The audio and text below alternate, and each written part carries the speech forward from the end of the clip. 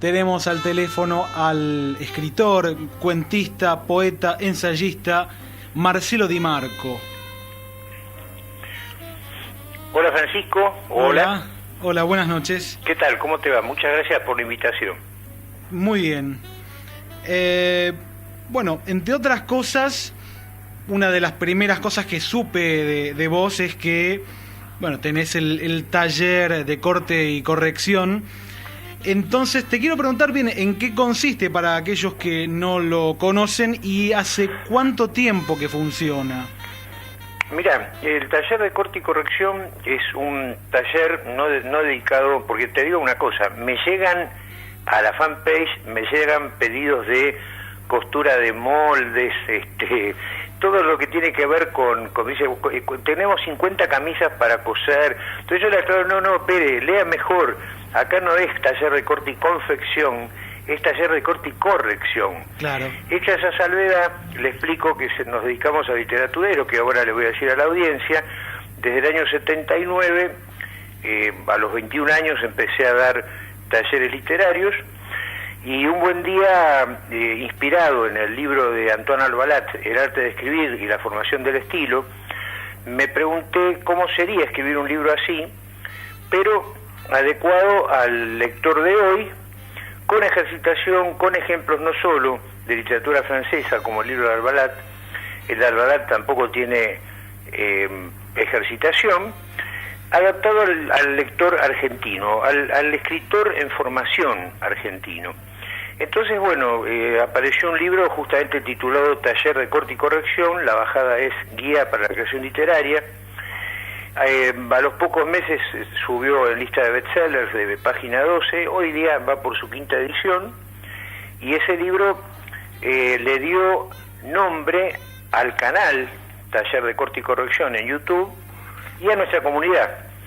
Actualmente se forman en el taller de corte y corrección unos 50 escritores, virtuales, presenciales, trabajan tanto individual como en grupos, y bueno, es justamente una posibilidad que le doy a la comunidad, a la gente, para que, digamos, todo lo que le dijeron acerca de la literatura cuando fueron al colegio, si es que no tuvieron algún profesor distinto a todos, se olviden de eso y empiecen a disfrutar precisamente del acto de la creación con la palabra. Esa es justamente nuestra propuesta. El taller tiene mucho que ver con, por eso se llama de corte y corrección, cortar elementos que no ayudan a la comprensión del lector, y en un trabajo de estilo donde las cosas se van mejorando palpablemente. Eso es básicamente el taller de corte y corrección. Muy bien. Contanos de los libros que tenés publicados en los diferentes géneros en los que has escrito. Sí, son unos 15 libros. Los primeros libros fueron de poesía. El primero fue en el año 83, a los 26 años lo publiqué en Lugar de Letradura.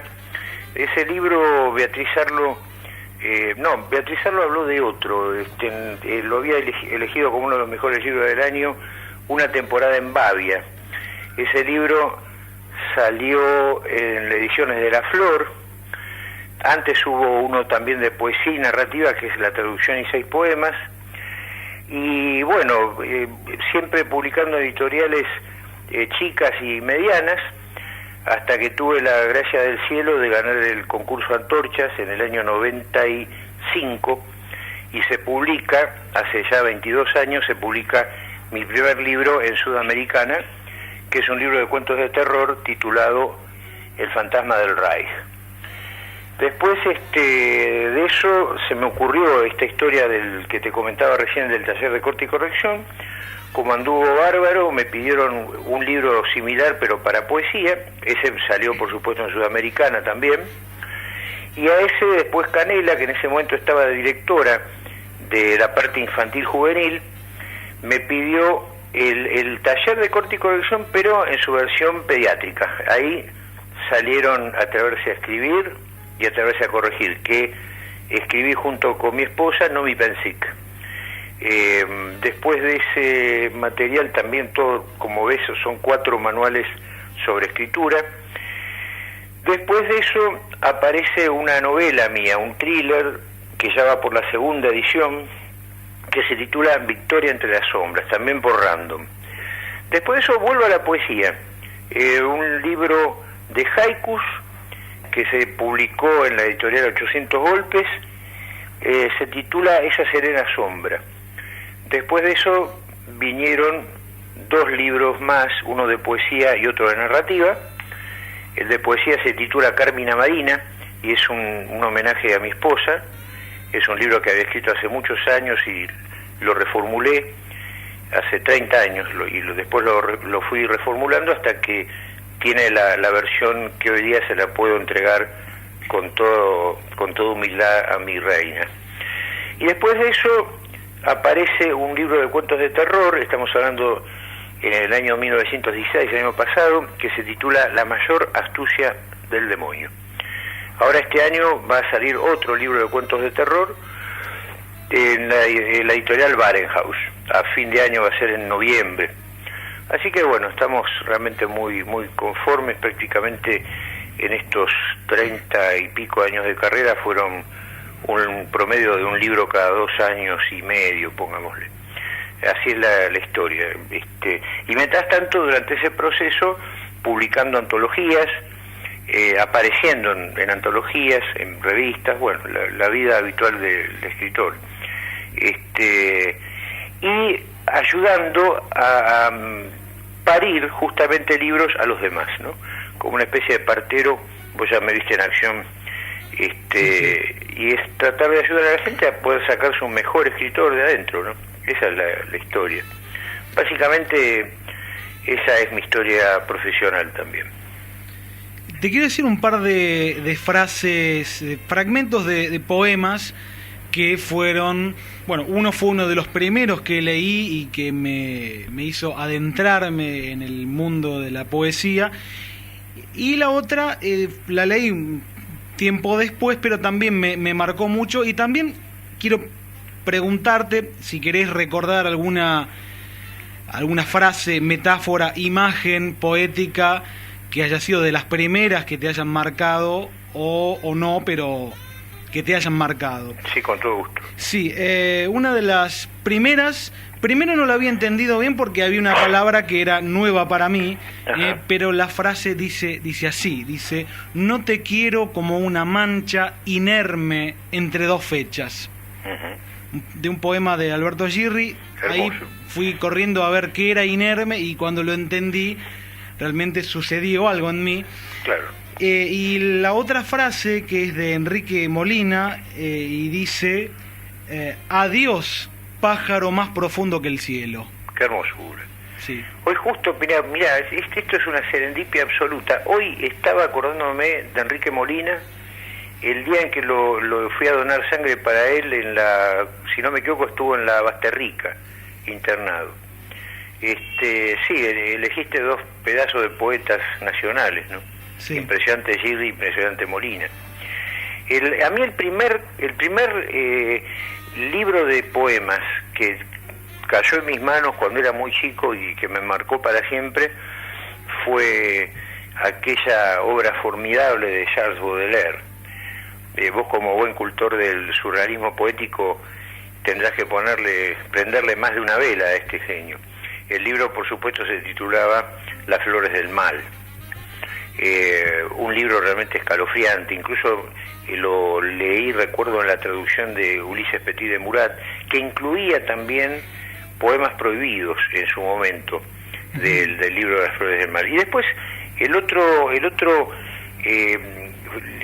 poema formidable que llegó a mis manos también cuando era muy chico, que para mí fue una revelación, porque ya conocía cuentos de Edgar Allan Poe, y llega a mis manos aquel poema increíble, para el cual Poe decidió crear una métrica particular, que es el poema El Cuervo, de Raven.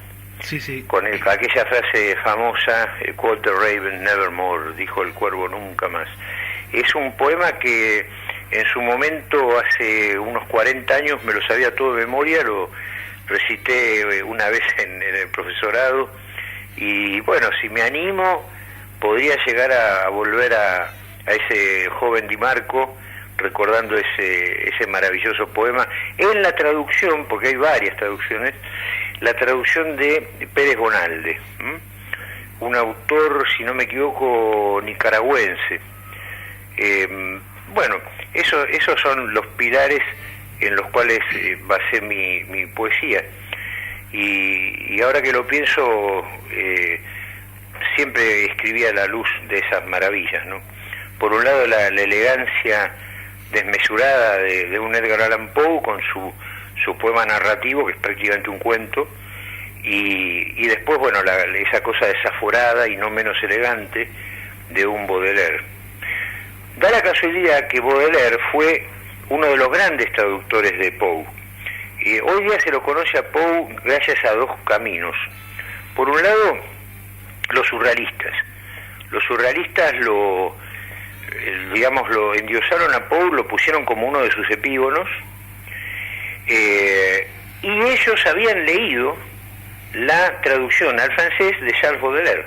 O sea que podemos afirmar que salvó del olvido a Poe Baudelaire con su traducción al francés. Y después habría una tercera vía, que son las grandes películas de Roger Corman basadas en cuentos de Poe. Eso hizo que Poe se popularizara entre la gente. Y Sylvester Stallone, hablando de cultura popular, tiene un proyecto que se titula justamente Poe, que vendría a ser una biografía del maestro de la literatura norteamericana y, digamos, universal, ¿no? Porque ahí sí que no hay nadie que no le ponga una vela a San Poe de Boston, porque lo que hizo por la literatura de este hombre no tiene comparación alguna,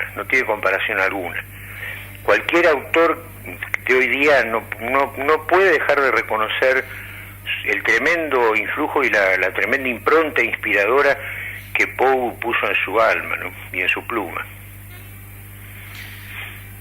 Hay una cosa que quiero preguntarte, ¿qué opinás de, por ejemplo, yo hace muchos años leí uno de los primeros libros de poesía que leí, la antología de poetas contemporáneos franceses creo que es de Raúl Gustavo Aguirre, sí. Y lo que me encontré en algunas traducciones de sonetos es que, si bien se conservaba por la traducción la estructura y la rima y ese tipo de cosas, pero las palabras estaban cambiadas, ¿no? Entonces, ¿qué opinas de esto de esta versión, ¿no? De modificar un poema para que conserve su estructura, pero que por otro lado no diga exactamente es más, diga cosas bastante diferentes? Mira, yo pienso que no voy a caer en el lugar común, pero se lo recuerdo al auditorio, a la audiencia, le recuerdo aquello de traductore, traditore. Indudablemente que se puede llegar a cometer cuando uno no sabe, vos tenés que verlo de dos lugares, o que lo hacen de guachos o que lo hacen de ignorantes, ¿no?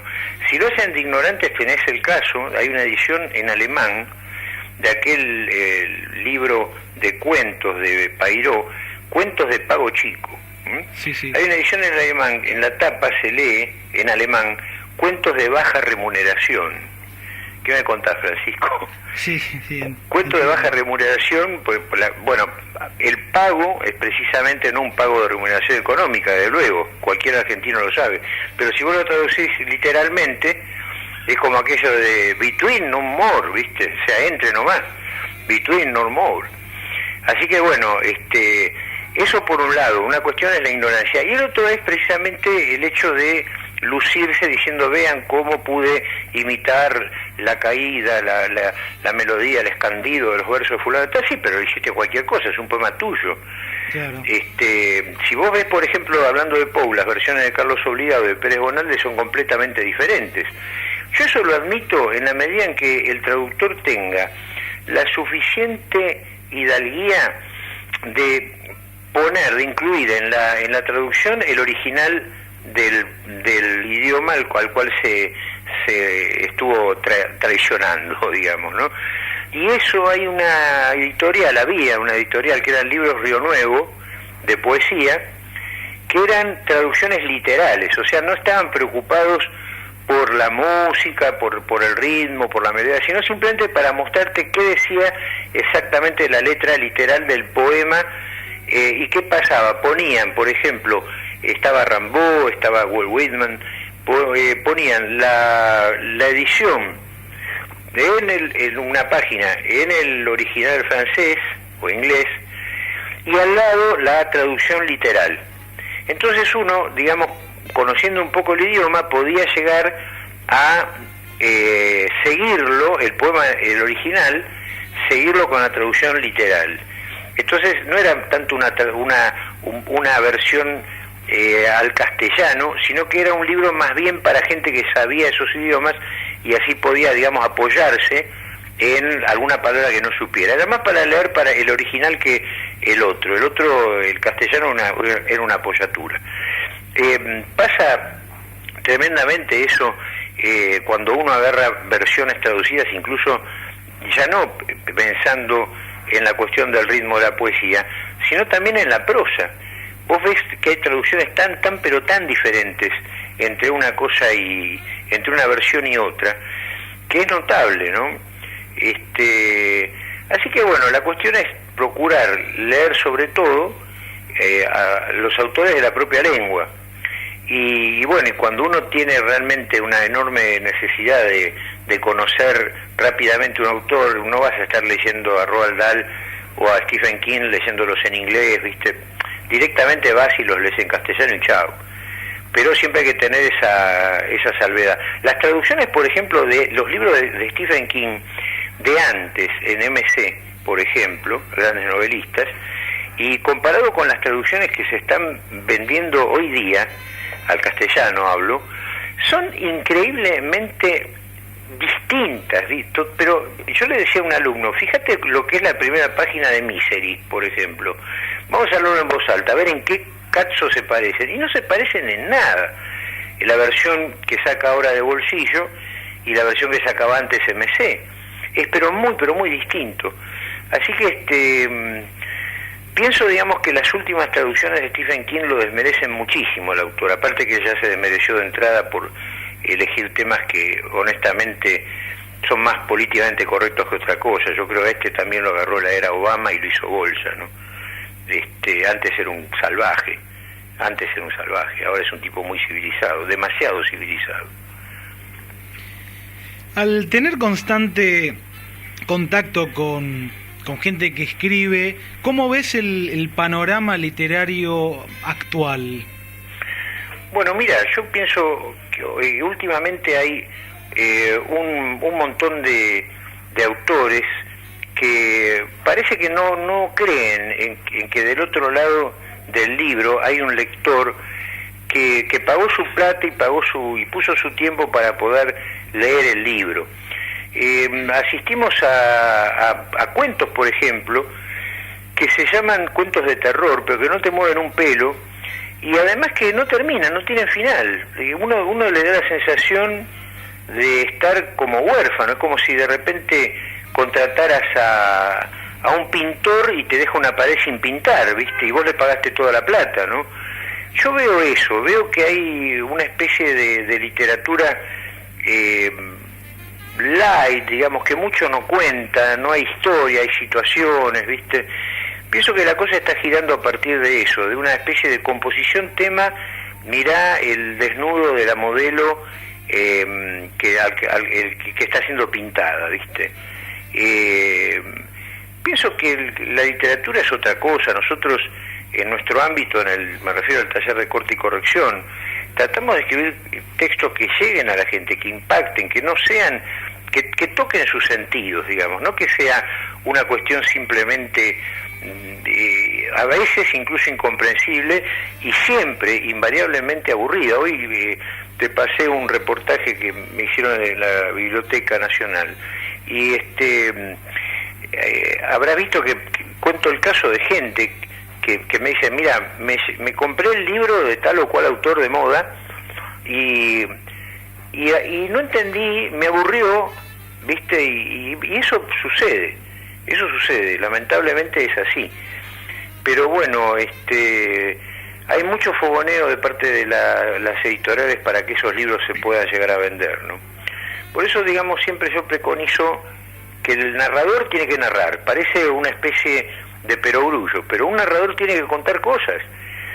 Ribeiro, una de las cosas que dice al principio de todo en su decálogo, acerca de qué es un cuento, dice, se puede reconocer un cuento cuando uno puede contarlo, cuando puede uno, el lector, puede contarlo. ¿Viste como que sale de ver una película o una serie y tenés ganas de contárselo a todo el mundo, cuidándote de no spoilear?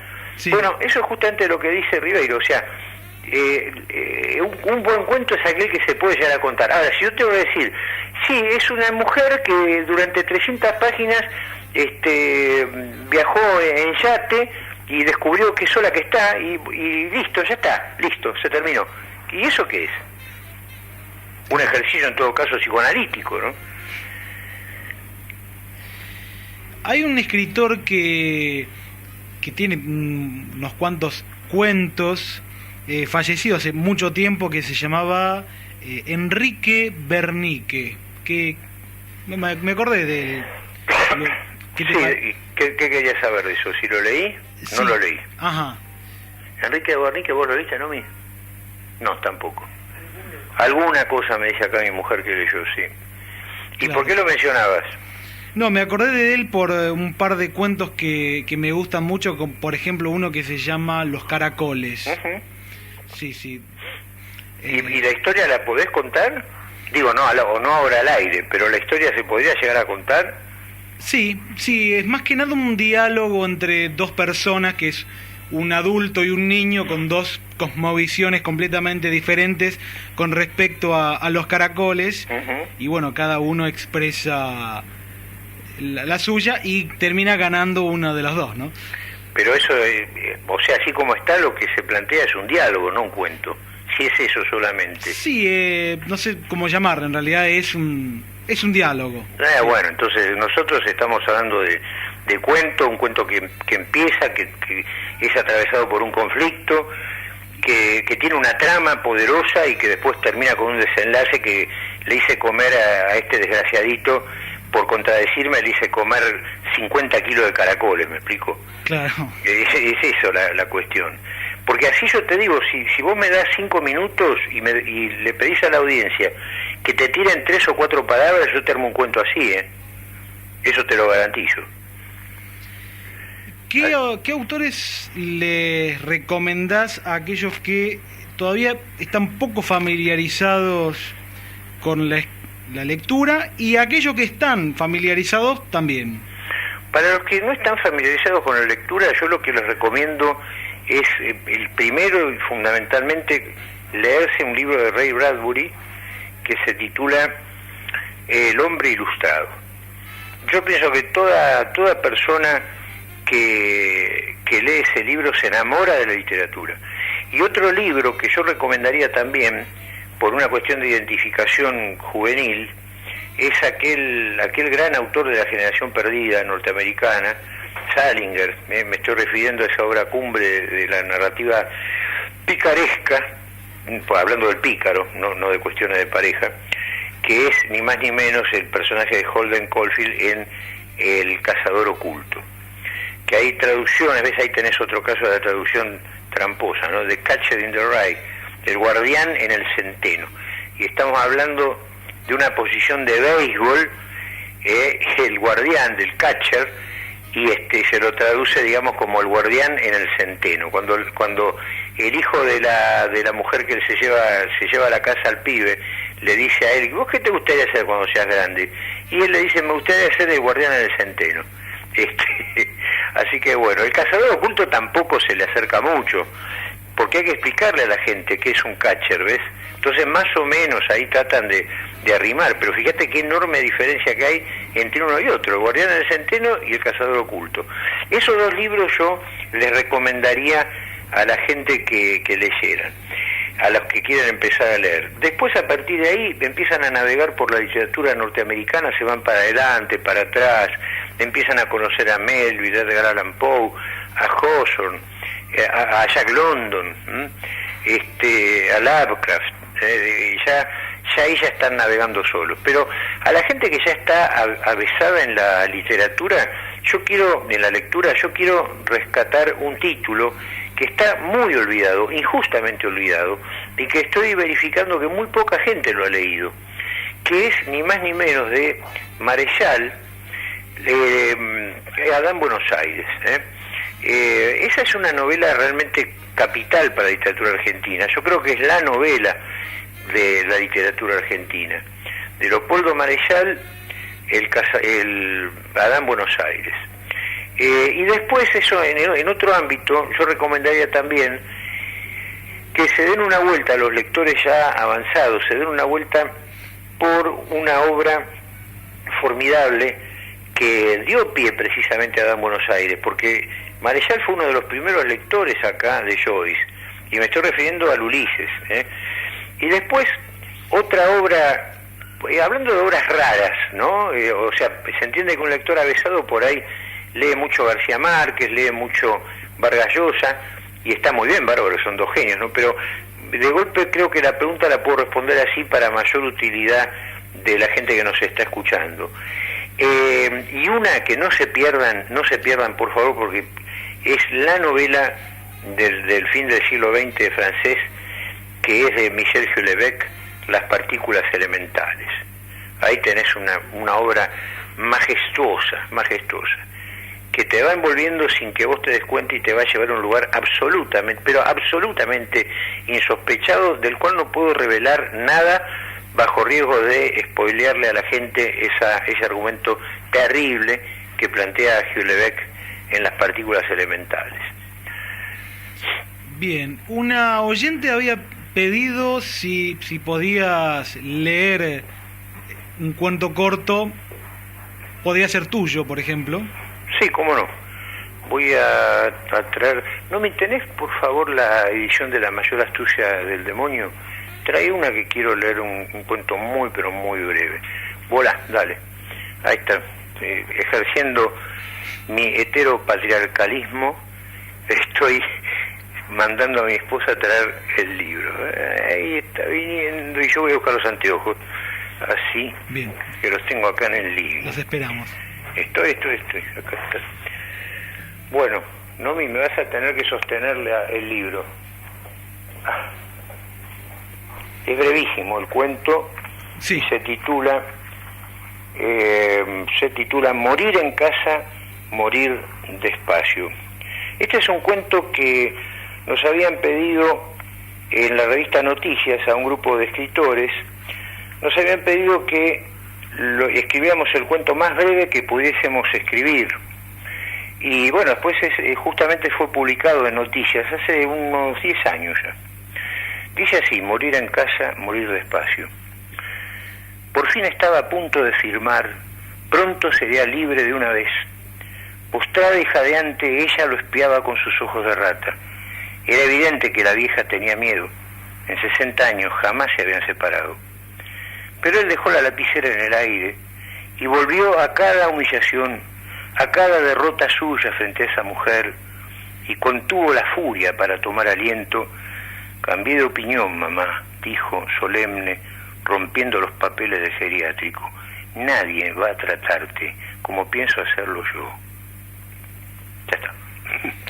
Bueno, muy bien. Bueno, me alegro que te guste. ¿Dónde podemos comprar los libros de Marcelo Di Marco? En cualquier librería de cadena podés pedirle. A mí me gustaría mucho que la gente leyera Victoria entre las sombras, porque es una novela que yo quiero mucho, es un thriller con elementos sobrenaturales. Fue el primer libro de varios lectores juveniles. Los comentarios que más me llegan es de gente grande, gente que me dice: Marce, por culpa tuya me convertí en un zombie en la oficina porque no pude parar de leer tu novela. Se la leyeron en una noche. Así que ese es un libro que me gustaría. Después, la gente que esté interesada en la escritura, habrá muchos de la audiencia que concurren a talleres o les gustaría aprender a dar los primeros pasos en la creación. Bueno, ahí también en cualquier editorial, en cualquier librería pueden pedir. Si no están, porque la afluencia de libros nuevos es alevosa. Si no están, que cuando el encargado le diga está agotado, ya no, el autor dijo por radio que yo se lo puedo encargar a usted ese libro, ¿eh? Entonces ellos se dedican a llamar a Sudamericana, random, y ahí pedir por estos libros. Así que pueden ir tranquilamente, no hay ninguna duda.